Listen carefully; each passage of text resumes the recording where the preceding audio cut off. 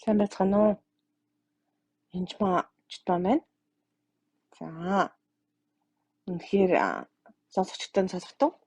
Харин та нарын нүд хардаг тул нүд чинь та нарын чиг сонсох тул чиг чинь өрөөлтөө ёо гэж Матай 13:16-ад Иесус дагалдагчнараа хэлсэн байна. Тэгэхээр үнэхээр Иесусийн дагалдагч байхаа хувьд бидний нүд нь хардаг, чих нь сонсдог байгаасай гэж үнэхээр чин төлөөсөө та бүхнийг хүсэж байна. За би дараачийн Матай 13:24-өөс 30-ыг уншиж өгье. Энэ сургаалт үлгэр надад бас нэгийг бодогдуулдаг үлгэр шүү. Есүс тэдэнд өөр сургаалт зөвлөл айлдрун Тэнгэрийн хаанчлыг талбайдаа сайн үр тарьсан хүнтэй зүүрлэж болох юм. Хүмүүсийн унтаж байхад нь түүний дайсан ирж буудайн дунд зэрлэг өвс тарьчхаад яваад өгчээ. Түрүү цохууж үр тариа боловсроход зэрлэг өвсч бас илт болов. Хээ эзэн дээр боолууд нь ирж түүнд эзэнтэй та чинь талбайдаа сайн үр тариагүй билүү? Гэтэл зэрлэг өвс ханаас гарчдаг билээ.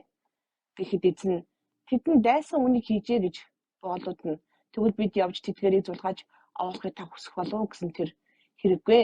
Та нар зэрлэг өвс зулгаах гээд буудагийн хамттан зулгаачхаж магад. Ургац хураатал хамтдаа ургаг. Ургацсан хураах цагт би хадах хүмүүстэй эхлээд зэрлэг өвсийг зулгааж боогоод шатаахад бэлэн болох.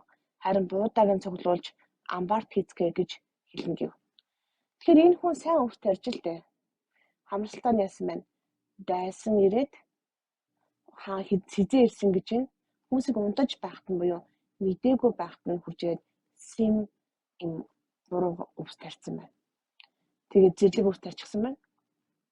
Тэгээд яг дээшлэх тусмаа тэр нь мэддэг гэсэн үг тавигдсанхаа дараа. Яг өрн анх доор газар дотор байхдаа л мэддэггүй. Нилээн ургац хураах олд мэдчихэлтэй.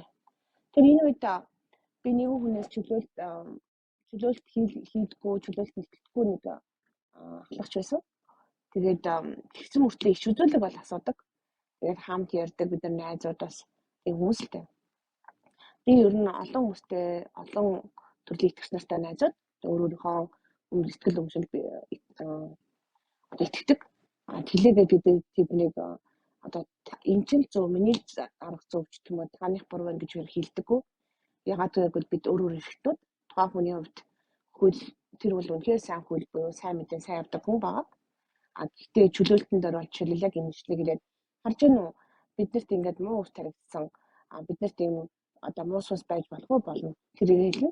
Гэхдээ нэг эцсийн эзэн дээр очтой зүг очиж шүүгдэд зөвлөж болохоор одоо зөвлөж яах юм бэ гэж хэлдэг л дээ яг энэ ишлэг ирээд би бодохдоо энэ болохоор бүхний дахин ирэлтийн тухай ярьж боддоо гэж боддог. Яад бол чөлөөлт хийх үед нөгөө хүнийг одоо зулгаагаад алчдаг ч юм уу нөгөөний амнаас нь алга болчдөг юм зүйл энэ ч биш. Эсвэл илүү сайн одоо чөлөөлөгдсөн тэрний санхүүгийн хүлээс чөлөөлөгдсөн тэрний удмын хараалууд нь янз бүрийн өвчнүүд нь эртүглийн сүнсүүд нь гардаг учраас тэр хүний амьдрал илүү сайхан болдог байгаа. Тэгээд эзний хүсэл бол тийм байх гэж битгдэг. Ягаад гэвэл Иесус дандаа чөлөөлт хийж байсан. Хэрвээ энийг одоо дахин ирэлттэй холбоотой байсан бол Иесус чөлөөлтийг хийхгүйсэн. Гэтэл зэрэг би чамайг дээр очиж чөлөөлж юм чинь одоо чөлөөлөж яах юм бэ та нар гэж хэлээд чөлөөлөхгүй байх байсан. Тэгэхээр Иесус ямар үйлчлэл хийдэг байсан бэ? Бид нэр Иесусийн дагалдагч гэдгээрээс мартаж болохгүй. Тэгэхээр Иесусийн хийдэг зүйлийг л хийн гэсэн үг. Тэглээгээд тэр хүнийг одоо би барьж авал юу гэж байгаа би чөлөөлөе гэж бол хизээж хэлдэггүй. Ягаад гэвэл тэр хүн өөрийнхөө хүслийн дагуу явж байгаа гэдэг өрөөсөө мартаж болохгүй. Яг би бол ингэж бодож байна гэж тайлбарлахыг олддог. Гэхдээ үнэн түүний чөлөөлдөг байгаа. Тэр үннийг мэдэх буюу Библийн ишлэгийг өөрөөр үнээр ойлгож тайлбарлахын бол маш чухал байгаа шүү.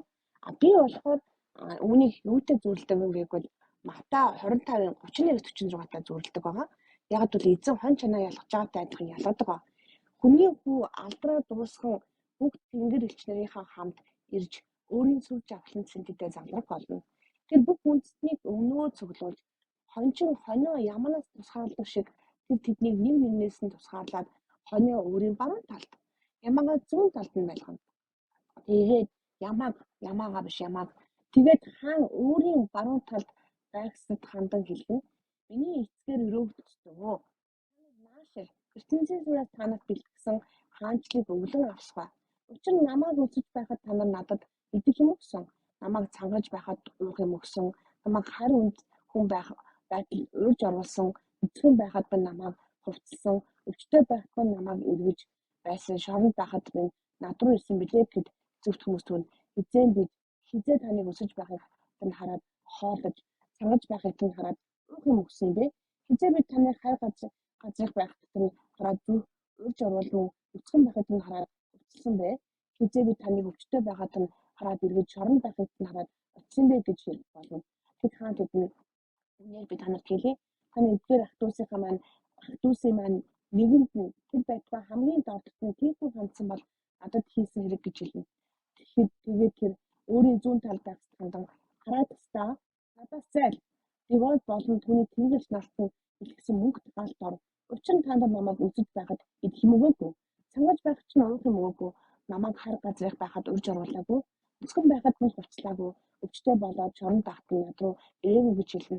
Тэд мөн эзэн хизээ би таныг өсөж сангаж хар газрын өсгөн өвчтөй шоронд байхыг чинь хараад тэнд өвчлөөгүй юм бэ гэж танд.